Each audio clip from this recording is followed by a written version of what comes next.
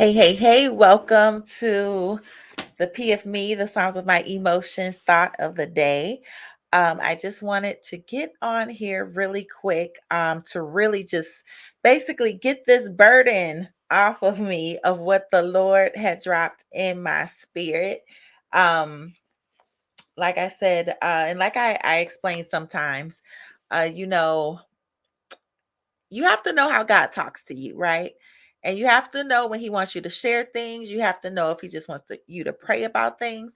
So, most of the time and most of the things that he gives me, I usually hope that it's something that I could just pray about, right? I don't like to rush to have something to talk about all the time, but this is one of the topics that he wanted me to discuss. He had me pray about last night, woke me up in the middle of the night, 3 o'clock. And I knew it was coming because how God talks to me, how he speaks to me, especially, last night was just like a whole nother thing. I was just, just in my prayer time. And before I could really even get a prayer out, I was just thinking about, just how mindful God is of his creation, right? That he would wrap himself up in flesh just to see how we feel, just to experience the battles that we feel in our flesh. And I couldn't even get past that, right? In my prayer time because it just brought me into a weep, into uh a place of just gratitude, and it brought me into a place of worship. And I couldn't release it. I couldn't let it go. And I know when I get like that and in that space of God, I know a message is coming, right? I already get a lot of messages that he gives me, a lot of insight, wisdom, Jesus nuggets. But I know when it's coming. I know when I'm going to get waking up, or I know when I'm going to dream about something. I just know, right? So I just got wanted to give you guys that tidbit because I wrote a post about it, on my social media, and it was so good. Right? I was worshiping the whole day and I was just in this weep. I don't know. I don't know what God is doing.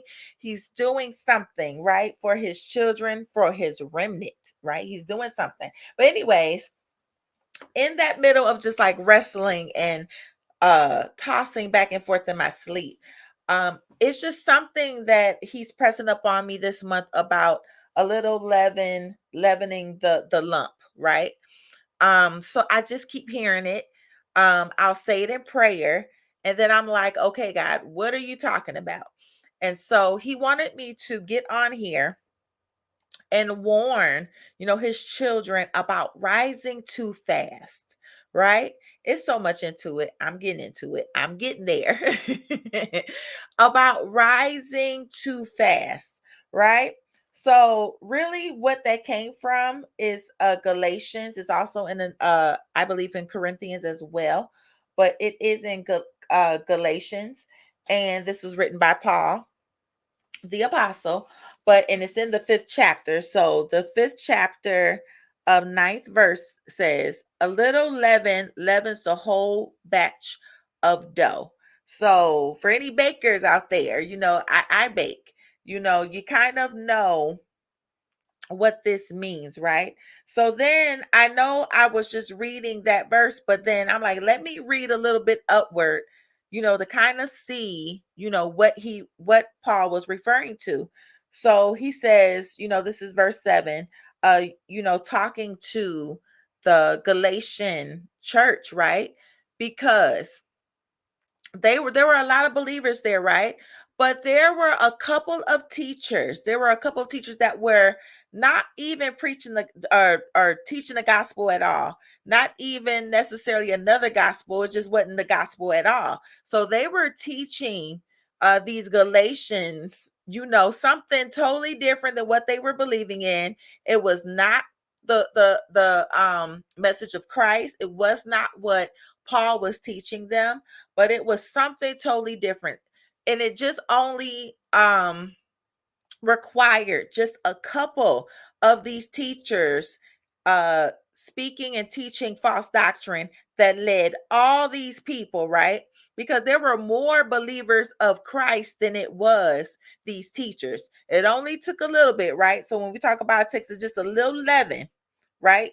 To a little leaven leavens the whole batch of dough. So it causes change, a little teaching, a little, something being said, and if it's carried, it's gonna catch on, right? So before that, it said, like I said, verse 7, it says, "You were running well. Who prevented you from being persuaded regarding the truth? This persuasion does not come from the one who calls you. A little leaven leavens the whole batch of dough. I myself am persuaded in the Lord you will not accept any other view, but whoever it is that is confusing you will pay the penalty." So I just want to sit that there because the whole gist and the whole thing of me even mentioning this is, and I teach about false teachers, right, all the time. I teach about listening. Who is teaching you? Who are you listening to, right? Because ultimately, when you put yourself in a position where you listen to someone or a group of people for so long, you start to adopt some things. You start to adopt behaviors. You start to adopt habits, right? So with this being said, in that context, who is talking to you? I'm not talking about all of you, but who is talking to you, or pushing you or persuading you to go beyond God, right? To rise too fast, to go upward too fast, right? God gives each of us a plan of action. And sometimes the route may seem as if it is moving too slow for us, right? And it is tempting to take action. Then here comes somebody that may come up to you and say, girl, boy, you should be further along than where you are, right? So now you're looking at, like, why am I not further along? Right? You're looking at everybody and you're like, why am I'm not further along? Well, let me try this and let me try that. And it's like, who persuaded you to even do that? Did God tell you to do that? Did God tell you to try this? Did God tell you to try that? Right? And the problem is that we have to be careful, right? By going by our own lust and desires for things, right? Because you have to live by faith. All of this is by faith, right? You have to wait on God. You have to hear from God clearly. And especially in this season, it is very imperative that we hear what God tells us to do in the way that He does, and the directions that He gives us is for us, right? You don't go off of anyone else's blueprint. You have to go directly with what God tells you. And what God tells you is connected to the truth of who He is, right? Because everything that we do is for His purpose. So when you go and operate, when we go and operate on these other tangents, or on these other plans that we do, you're kind of getting further away from the truth, right? Just because a couple of people fed you another gospel, fed you something else, fed you some temptation, and said, hey, you need to be further along than what you are, and this is how you get there faster, and this is what you got to do, and you got to do this and you got to do that. And we have to be careful, because we know, even in the ministry of Jesus, right? Jesus' ministry lasted only 3 years, right? But that was the most impactful 3 years that he could ever do.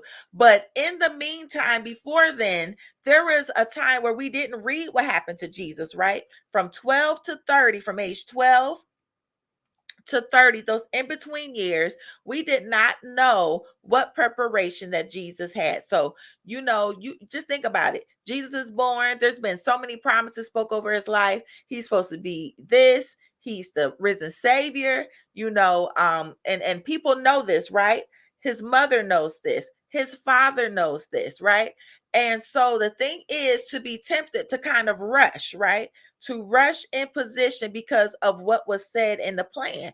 And sometimes, because of the circumstances of this life, God will always give you a word so that you can have something that you can just keep pushing forward, keep following directions, keep going through these things, right, that sometimes bogs us down in life. So it is something to remind you that you do have a promise over your life, you do have a plan over your life, you do have an assignment over your life. So sometimes, it may seem like it takes so long, but then just to know and to appreciate that you have a promise over your life should be enough, right? To keep on going through the challenge, but not to go past his direction because other people may be impatient, right? Other people may be pushing you, right? Because they've heard the word. They've um believe in your potential. So now we're going to push you, right?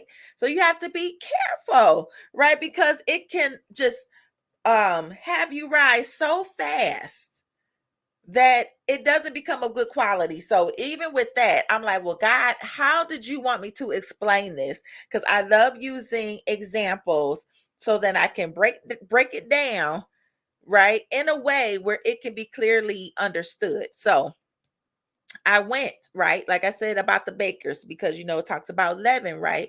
So it just made me think of bread. So even then, right? I looked up the definition of what happens, right? What happens when bread rises too fast, right? So let me pull it up really quick. It was so good to me. What happens when bread, rises too fast? And so what immediately came up, look, this was good to me, and it probably will be good to you guys. When the dough rises too much before it gets baked, it will collapse rather than rise in the oven's heat, and the crumb will be uneven and ragged. So let me read that again because it kind of sounded kind of broken. When the dough rises too much before it gets baked, it will collapse rather than rise in the oven's heat, and the crumb will be uneven and ragged. It will collapse rather than rise in the oven's heat, and the crumb will be uneven and ragged. I read it that many times because I want you guys to understand that when you know when it rises too fast, if you rise too fast, if you go past God, you go past the directions of God, you are in risk of collapsing in hopes and in promises that you will rise. But because you're doing it too fast, you put yourself at risk to collapse in the oven's heat, right? So I equivalate that in the oven's heat to God's processing, right? If you go too fast, you're missing the process. So then when a process hits you, right, in that moment where you should have been waiting for a minute, you're going to collapse, right? The time it takes for your dough to rise will vary based on the temperature of your kitchen and the temperature of your dough. And you know, that's what it says. So you have to, and it says something else, but based on the temperature of your kitchen and the temperature of your dough. And the thing that it does says about the bread is that it has to be proofed. Now, see, this is good. It has to be proof first, which means that it has to be in this bowl, right? And it has to be greased. So when you've already put all the ingredients together, you know, if anyone has baked bread before, any like yeast donuts or anything like that, you have to get the yeast ready, right? You have to wait till it bubbles up or whatever. So then that means it's activated, it's done.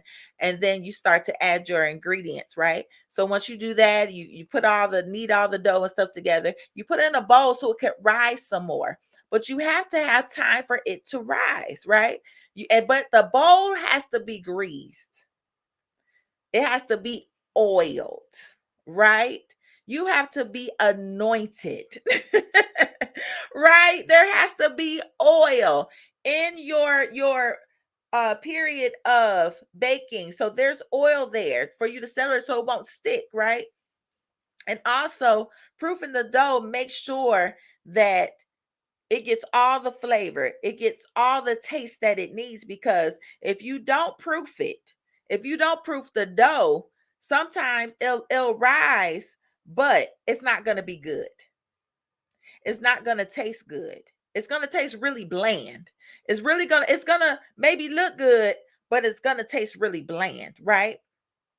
So we have to be careful of rising too fast. That bread example was like mind blowing to me. But you guys know that these thought of the days are usually less than 20 minutes. But this is something that I had to get out there. And God had me pray about, um, just about people and to warn to be careful, right? Be careful rising too fast. Be careful with the little leaven, right? And I'll say this as people, the little leaven, the ones that are trying to rush, the ones that are trying to push you past your processing, past your proofing, right? And I explained to you guys what the proofing was. Be careful of people telling you where you should be, um and tempting you, because sometimes the leaven, the people will come when you are in a space of frustration, when you are in a space of where you feel like you've been stagnant for too long, right? This leaven will come, these teachers, these ones, that say, go ahead, right? And you're like, well, God didn't tell me that. And it's not out of, because I do know on the opposite side that some people don't move or don't go forward in things because they may be fearful, which on that opposite end, that's also, being rebellious. That's also being disobedient. And God doesn't like that either, right? He doesn't want you to be disobedient, rebellious. He doesn't want you to forgo your assignment, to ignore your assignment, and to have false humility as well. He doesn't want you to think of yourself as not being equipped for the assignment. So I do understand, that side of it, but I'm talking about the other side, right? Where there's processing that has to be involved. And you have to be careful, because if you rise too fast, right, you're in a risk of collapsing, number one. And you're in a risk of, if you're not proofed, if you haven't been proven, right, that you are, you're just going to look good, but there's nothing that's nutritious in the inside. There's nothing that will taste good on the inside. The bread will just look good, but then it's like, this bread has no flavor. You can tell this bread has not been processed. You can tell this bread has not sit long enough to expand. And that's the thing. The longer that the dough is in this bowl, right, the more that it expands. But it's like you don't want to sit it in that bowl too long, because then it starts to spill over, because now it's been sitting there too long, right? I told you guys, that's the other end of being disobedient. Now you can't fit in there, and then it's like you're overproofed, right? Like you're going past your time of processing, right? So it's something on the other end, but God wanted me to specifically point to this, because he says there are a lot of people that are rising too fast. And he said, just to be careful. He said, pray about that people don't forgo their processing, they don't forgo their proofing, that they do not listen to false teachers or listen to people swaying them away from the truth, right? Because when you get processed, you are getting closer than the truth thing, right? And that is the plan of God. That is God himself. That is the gospel. That is everything and every plan and every way and how he wants things to be, right? So I just wanted, I feel so much lighter. I've been trying to, do this all day. And I just finally sat down. I was going to do it live, but I just decided to record it, put it on this channel, put on the YouTube, upload it to my podcast. So thank you, podcast listeners, for listening. And for my YouTubers, if you want to get notifications, please subscribe to this channel and hit the like button and everything and comment.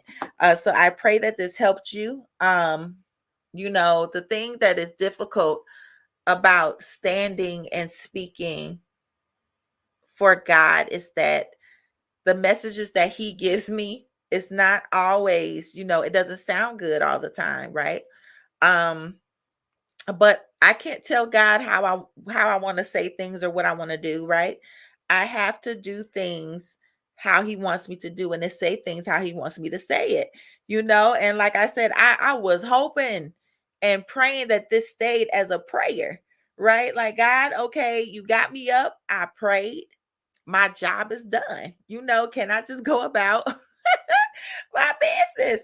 But there are times, and that's the hardest part, um everybody wants to, well, a lot of people, be called by God, but to carry the burden of warning, right? To warn people, to um give people a heads up. It just, you guys don't believe, how much negativity is behind that, with people that just kind of, speak like I do, right? God has called me to address the God elephant in the room, right? That's the elephant right there in the corner. He gave that logo to me specifically with the halo because it's something that is obvious that nobody's talking about, but it needs to be said, right? It needs to be addressed. So he's entrusted me with the assignment to address the God elephant in the room, to deal with it, to address it, because it's a hard thing. We all want to go, we all want to be in these spaces, but it requires processing. It requires God's timing. It requires proclaiming and always being about the truth, right? Because how many of you know that even the enemy can lead you in a way that looks prosperous, but it's so deceptive that it looks like the promise and it's not, right? Because we miss some steps, and then it makes us vulnerable for the ability to collapse, just like I was talking about with this bread, right? So a little leaven leavens the whole batch of dough, and all it takes is a couple of people, right? um to have a whole bunch of people believe this thing that is not the truth, that is not the gospel, that is not the processes, that is not the way of God, right? And then that's how culture started. I don't want to look, I'm going over than 20 minutes. This is how culture starts, right? It becomes such a culture that it starts to be the seem like it's the truth, it's the way of life. It's the way to live. And really, this is something we created. It's a culture, right? And that's why God is not so hung up on culture. His ways are his ways and they don't change. He doesn't change, it's constant, right? But the culture does change. And sometimes we don't know how to differentiate when it's culture and when it's God, and God is above culture. So we have to be careful that, like I said, the leaven, it creates, depending on what culture it is. It could be a negative culture. It could be a culture, like I said, we have a culture of now that's developing of hurry up and get it fast, get it now, just go, go, go, go. And the thing is, you have to do it in God's timing. You have to do it in the way how he tells you to do it, but you have to be processed for it. The world doesn't believe in processing. The world believes in quick, fast, and in a hurry. And we have to be careful because there's a culture that is teaching us that we have to go fast, we have to go quickly, we have to go immediately, and we have to be careful. All right. So that is it. I promise I'm done, but the message is there. You guys can read Galatians. Like I said, I got this from Galatians 5 and 9, but read it. You know, nobody wants to read anymore. Everyone wants to take what somebody says and, but no one wants to read and find out things for yourself, right? Study, right? I love the Bible and I love what it says. And I love, just the personal time that I get, when I do my devotions with God. I mean, when I tell you, when God talks to you through this book, it's amazing. But I thank you guys for tuning in. I'm just going to go ahead and get this going so you guys can view it and that you guys can comment and let me know what you think. All right. Bye-bye.